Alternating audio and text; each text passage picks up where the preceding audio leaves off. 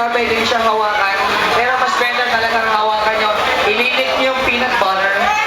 After ilit yung peanut butter, isasak nyo siya. Isusubo nyo siya. Saan nyo pwede naman. Wow! Pinakamaba. Anyway. Smiley pa! Smiley pa ito! Anyway, okay, okay ha. Nakita, napaliwanag ko naman sa inyo kanina kung ano yung rules eh. Alam niyo, Girls, lapit kayo ng konti sa harap. Lapit ng konti sa harap. Yan. Lapit ng konti. Yan. Lapit kayo sa ilaw. Yan. Lapit sa ilaw.